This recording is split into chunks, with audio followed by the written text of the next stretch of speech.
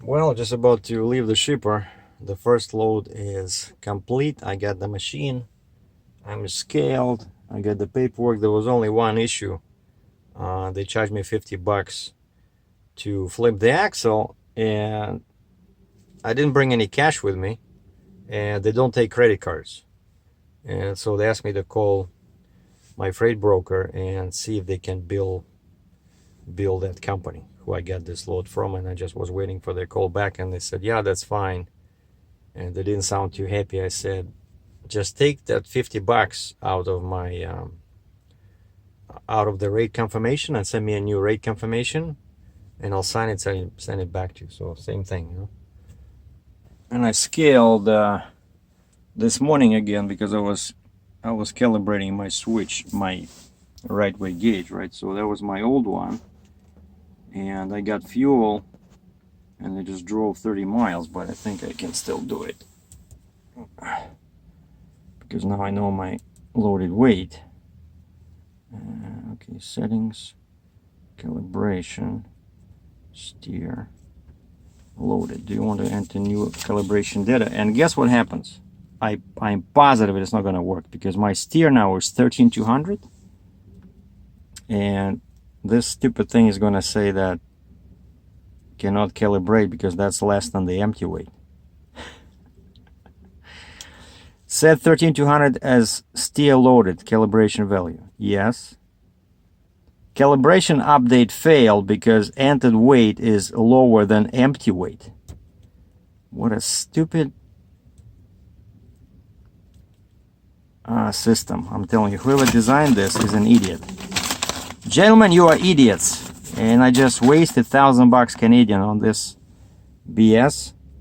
Of course the steer axle is lower. I mean, is lighter now because all the weight went on the pusher and drives. Like, what kind of a... Okay, you see, at least this one worked. So drives, but I don't know. But basically, I went through the scale and check this out. So I thought it would be 80,000. So according to my calculation, the machine is 77,000, which is perfectly fine because it's 336, and 36 means 36 metric tons. But look at the steer. The steer is underloaded, but the tridem is slightly overloaded, right? And the rear is 62,020 pounds on the quad. And that's why I saw most guys were just loading the same stuff on 7 axles. Oh, check this out. Well, you don't see it, but in the back there behind these, there's a sheriff's car sitting at the intersection where the blue truck is over there.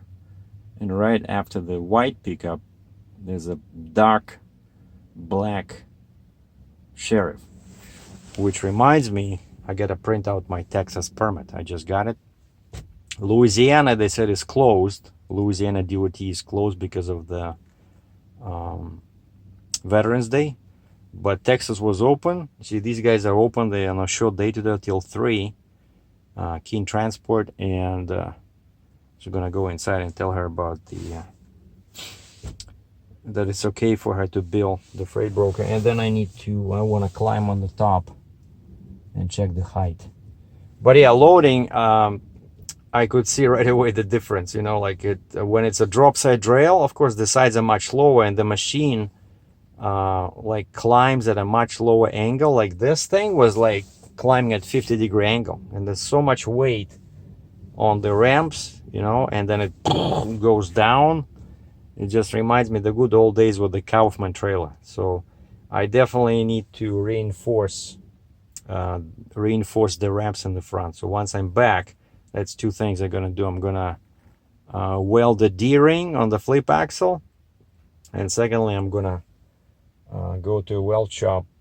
Probably the same shop can do it, and weld some metal plates over there, because I can see how they're gonna degrade pretty fast, faster than on a drop side rail trailer.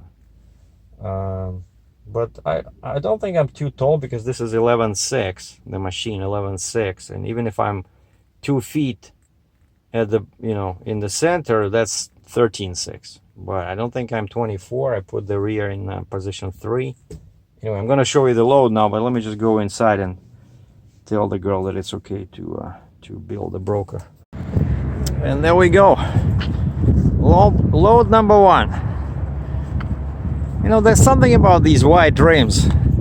Maybe I should keep them.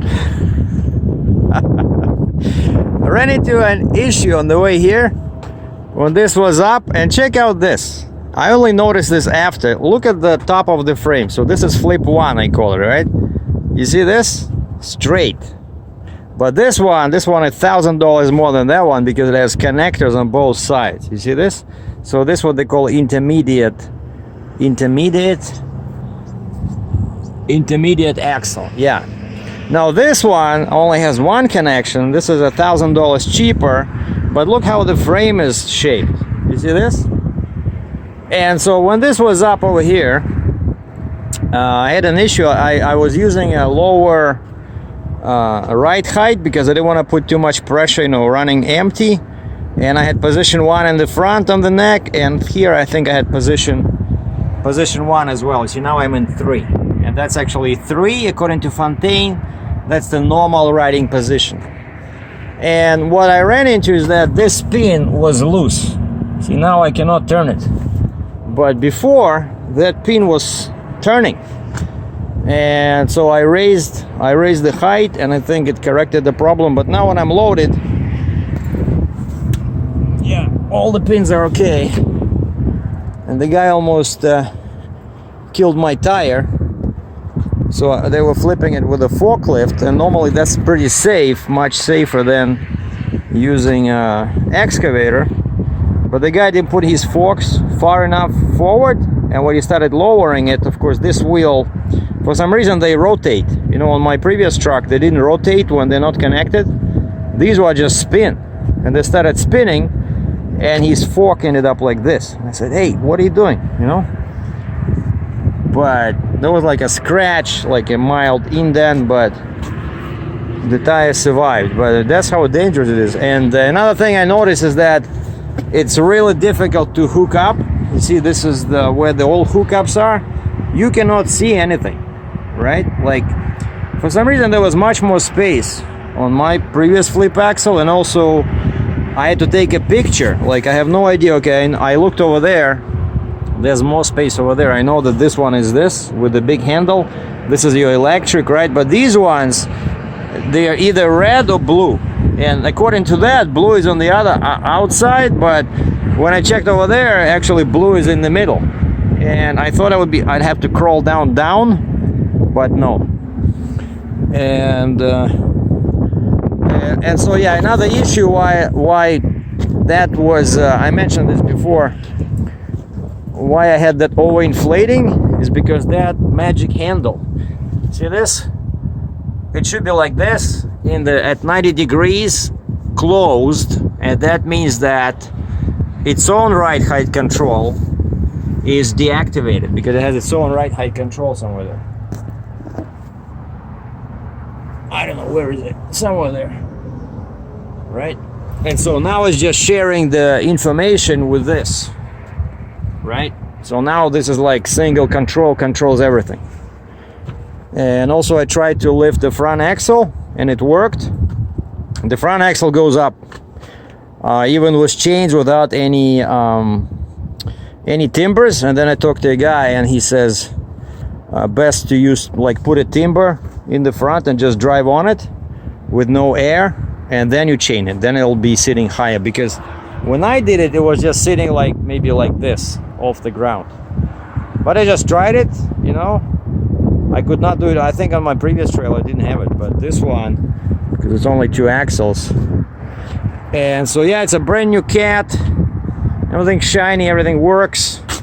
I put a bunch of chains on it as usual. So I thought it was 80,000 pounds. And look, this is the first time I use my big binders like that. Very handy. You know, that hook was too small to go in here, but these big expensive binders, that big hook is perfect.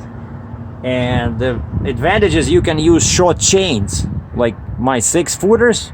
Normally for something like this I use big chains, and also you see this is the first time I'm using these new D-rings.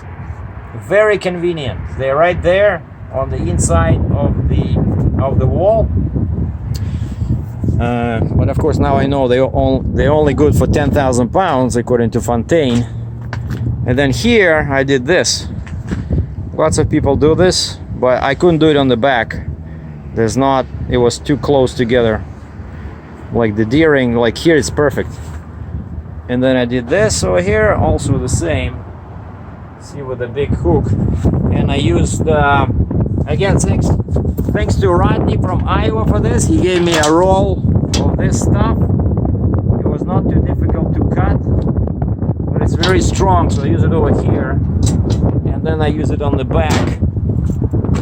And you see, this is first loading.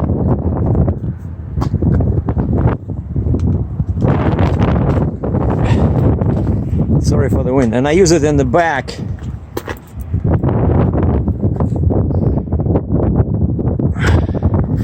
And then we had to do this, because if you don't put a strap, that thing can fall down. It's one of those weird things. And you see, so now I'm in position 2 in the front, and I like it when it's level.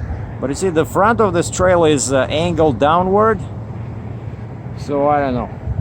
But now I'm gonna climb at the top and check the height. Like, I want to make sure that I'm not gonna knock down any bridges with my first trip. That would be a shame, you know.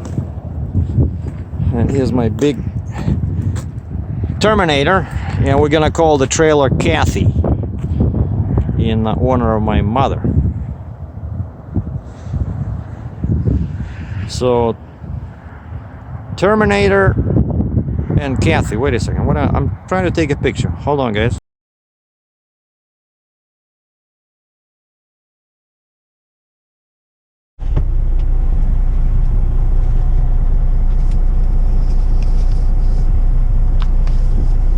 Okay, I got my permit. $82 is the permit fee. $202 is the overweight fee. You know. But I had to get this one kind of like before I knew my weight. Otherwise, sometimes they don't let you out. And I put a bunch of weight in here. 18,000 on the front, 60 on the pusher and drives, and I think I put what's 66 on the back. So now I need to decrease the one on the front so I can save some money. And on the pusher and drives, I'm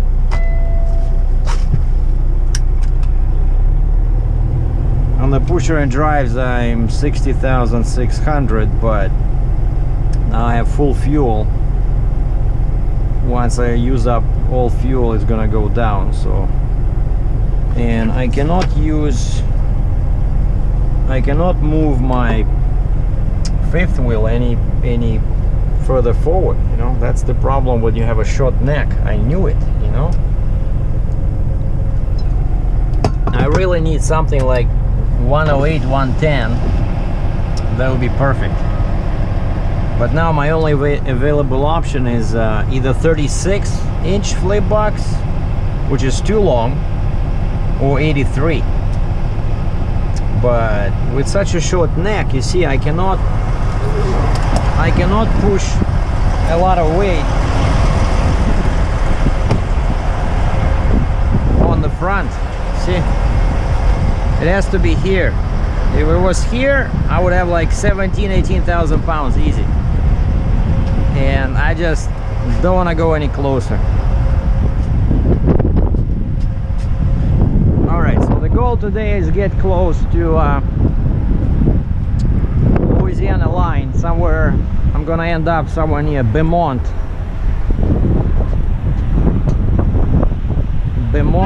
Texas. We're good, everything looks good. It's a bit low over there, but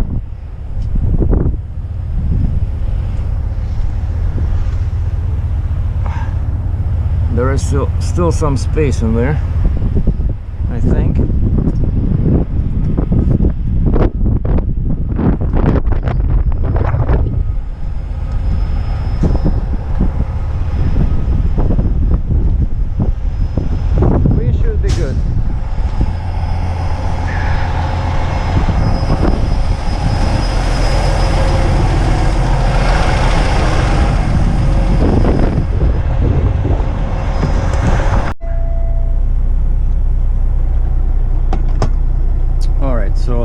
kilometers.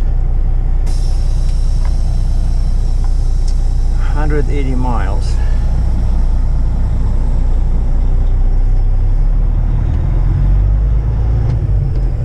I found Loves, and then there's a petrol.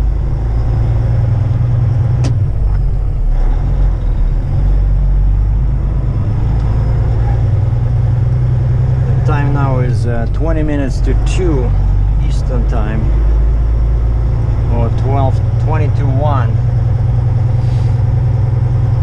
Yeah, that should give me enough time. I don't want to drive too much today.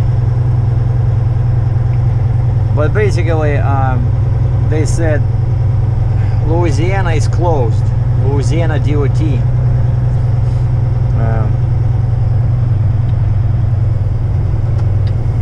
Texas is open, and so they were able to get me the Texas permit, but Louisiana is out of reach. And also I got a message from the permit company. They said when they ran my name on the computer, I guess the website's still operational, right? But when they ran my name, it said insurance not valid. And because I just upgraded my insurance, right? I have a new policy. And I guess Louisiana, I think I went through something like that last year when I was using a different permit company. I think Louisiana is one of those states where they need to get the paperwork directly from the either insurance broker or insurance company. Yeah, I remember I was sitting somewhere I think when I had that big forklift, Taylor forklift, right? And there was something missing, and I guess we had that taken care of, and now it expired.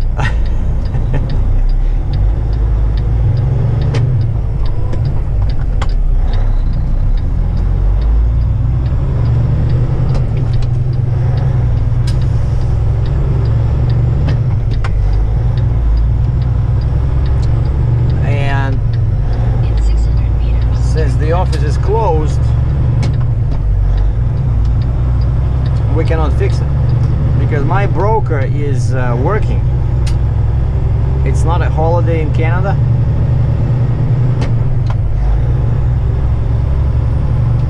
Yeah, the truck sounds pretty good. Yeah, it's a light load. It's only 77,000. Well, it's not light if you're pulling a drive in, but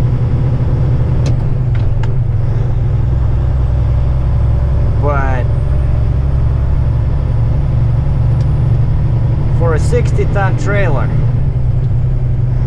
this is really no big deal.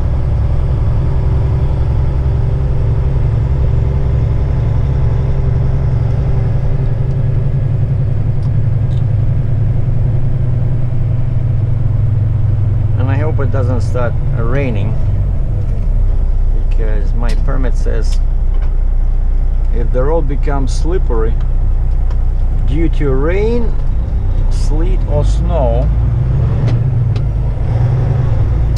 I must stop.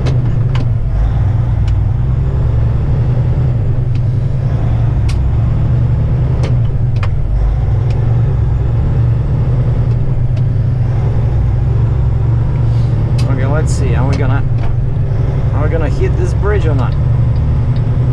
16 feet 2 inches. That should be easy, right? And I missed it. Oh boy. Gotta work on my aim again. Last time I had trouble with mailboxes, couldn't hit a single one. And now we're getting trouble with bridges.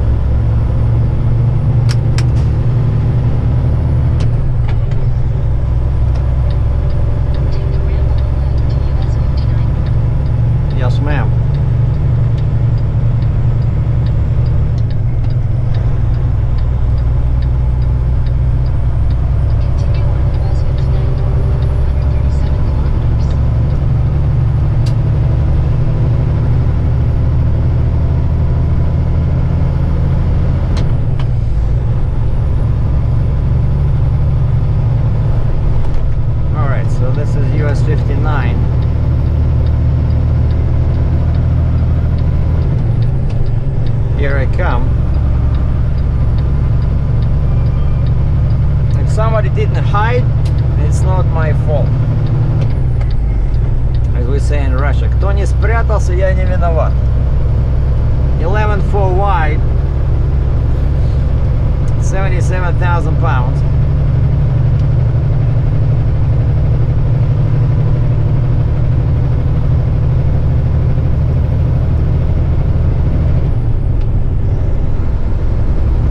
And my permit, despite construction, my permit says basically stay on 59 all the way to Houston, and then it becomes 69, and then I only have one small detour in Houston near 610. Like I have to go on I-10, and right before 610 I have to go on a service road.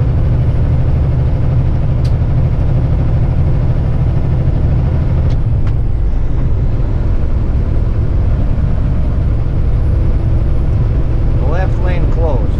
All right.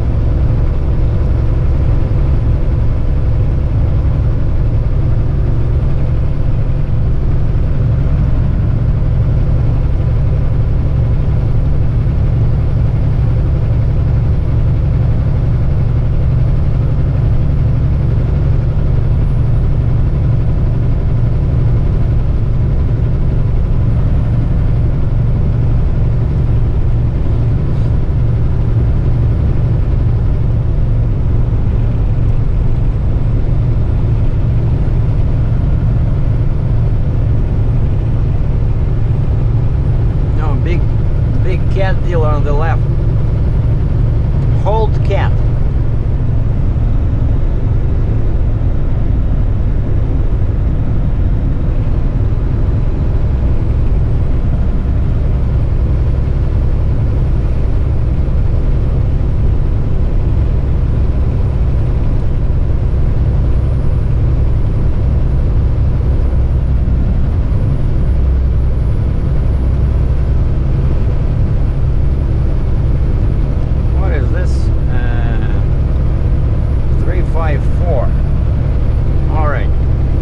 Bigger. Mine is only Cat 336.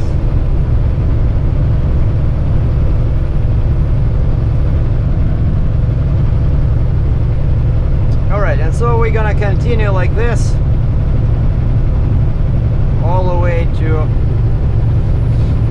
somewhere near Beaumont, and then tomorrow I'm gonna get the Louisiana permit, and I'm going, I don't want to go through Arkansas because they're a bit strict about these quad axles, but I'm not heavy anyway, so only 62,000 on the back.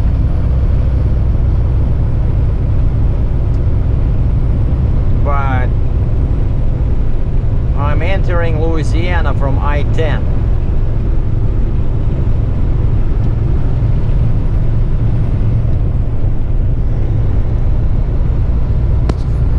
And I'm back at TA Ganado, where I started this morning.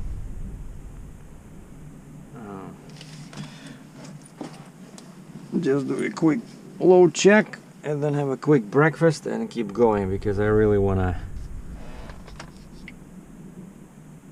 go past Houston. Not sure if I'll go as far as Beaumont over there, but you know, I know there's a couple of truck stops right here just east of Houston, but I just want to get rid of this because I know today is a day, you know, holiday, so there's less traffic. But if I stop somewhere before Houston, that's what, you know, the mistake I often made in the past, and then, you know, you're facing the big city on the next day during the busy rush hour. So it's always a good idea to never stop west of a big city when you're going east, you know, like for the night, I mean. And so maybe I'll stop somewhere here, like, because that's 2.5 hours over there, and I feel a bit tired. I've already spent, you know, like a few hours loading, running around with chains. And speaking of chains, let's go check it out.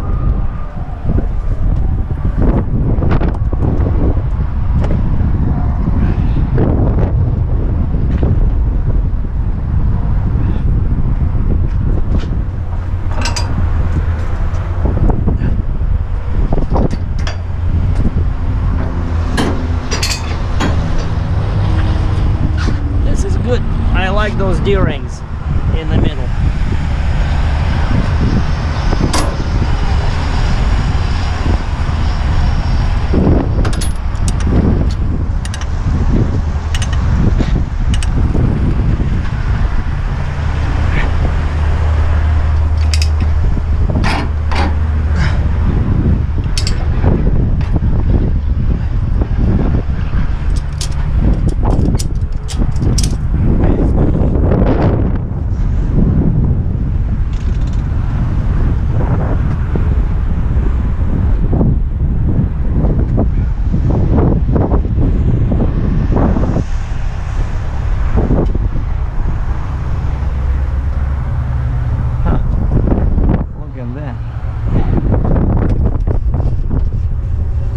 Shucks, they're all rusted. That's not good.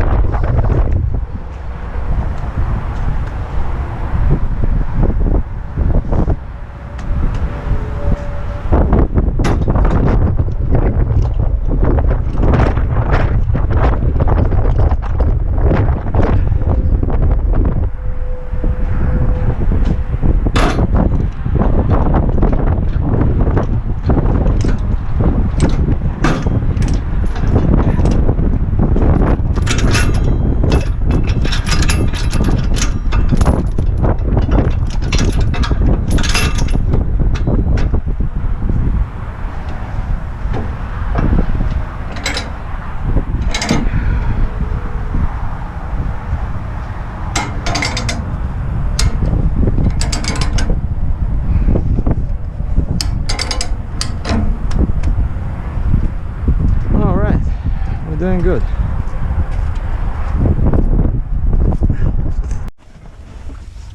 All right, let's get out of here. I had a quick breakfast, brunch. We're good to go.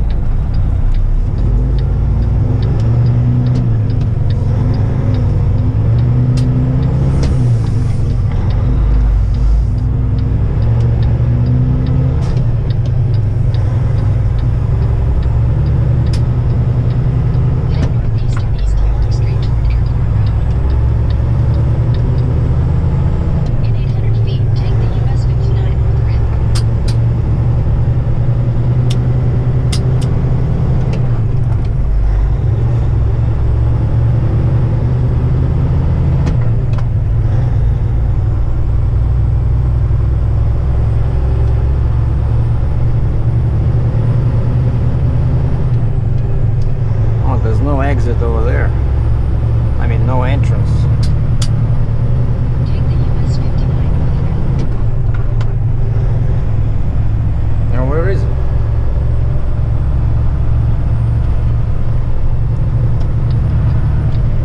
Continue on US 59 for 54 miles.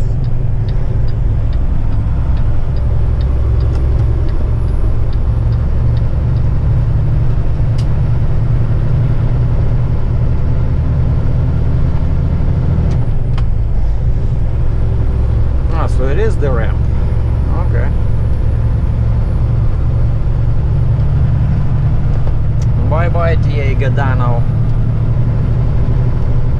No, Ganado. Very silly name. Kind of like Canada, except G in the front.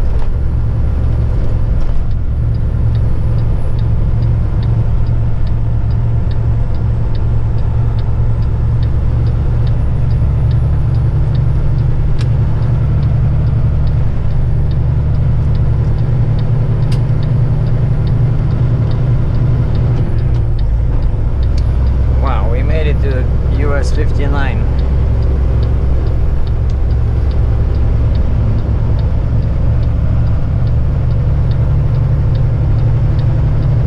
Very windy today, and the wind comes from the side. I think from this side, kind of like northwest. From northwest. Look at the trees.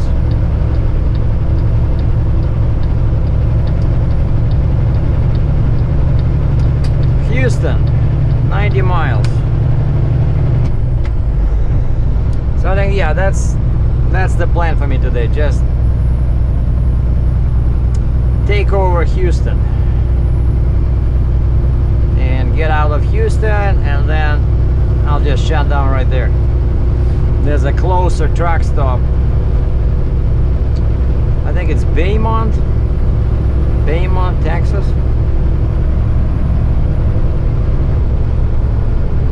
Yeah, the poor truck works really hard today because of the wind and the weight. But we'll get there. All right, guys. The last thing I'm gonna show you is my working through Houston. I'm almost at the end of that area, so I'm just about to hit I-10. If we can get out of this mess. And the trick is simple. You just keep your butt away from other participants of this fun adventure called traffic. Rule 747, or what is it, 737? Keep the distance long enough for the plane to land. Right? Watch your sides. Know where the end of your trailer is at all times. Like the rear wheels. Because now I'm pretty long, right? About just under. Use the right 2 lanes to take the exit. Where? Right 2 lanes. That's not good. Because I'm in the left lane. All right, hold on. We're gonna do this. I guess that's the exit for I-10. All right, so now we can move this way. Just to keep things fun, you know. But average waiting time for somebody to let me go is, I would say, in Texas, 2 minutes with the signal blinking.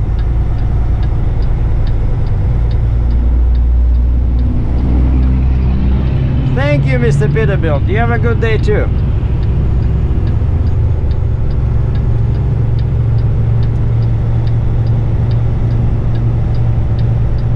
Okay, so let's see. Who's gonna give up first? Captain Sergei or the traffic on my right?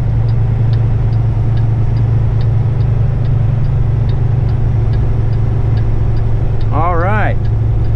Thank you, Red Nissan. You're the man.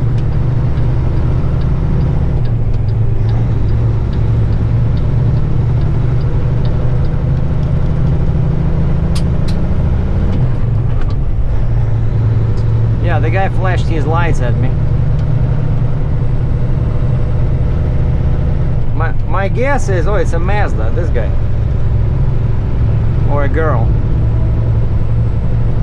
Maybe she or he was flashing not even at me, but at somebody else, because then I saw that their car sped up as I was trying to actually take the lane. I'm like, what the heck? First you are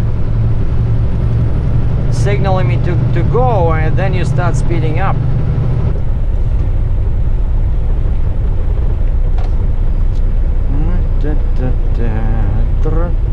Mercury Drive. Mercury Drive. Oh yeah, 750 meters.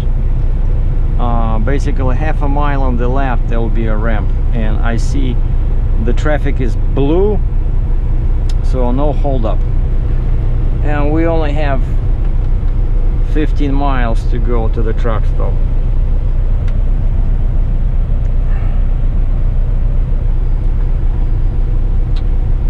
And on my right I see a sign says Jacinto City. Jacinto City. And this is East Freeway. It's basically kind of like a service road. That's I-10 over there. That's, oh, maybe because of this bridge they didn't want me to go over there, because that bridge is falling apart.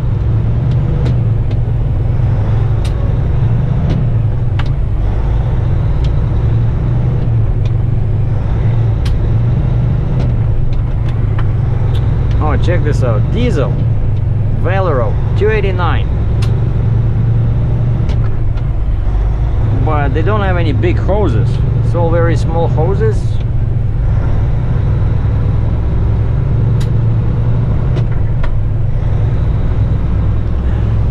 Now you guys see how I'm shifting, right?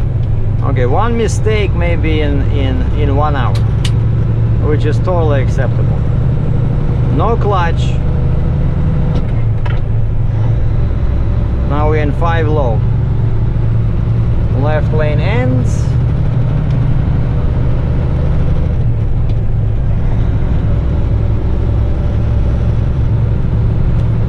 Maybe I can go like this. Oh, it's too sharp. Oh, there you go. I can see it. 300 meters. Use the left lane to take the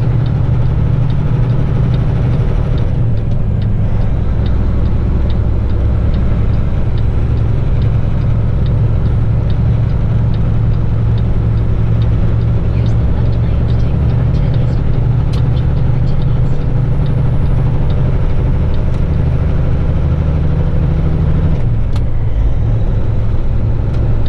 And we are on I-10. So from here it's 21 kilometers to the Flying J. So I think we're gonna shut down the record function. I just wanted you guys to see like how I'm going on these streets. So we'll continue maybe in a couple of days when I'm somewhere in the middle of the country. See what else interesting is happening with the load. Thanks for watching. Captain Sergei out. Peace.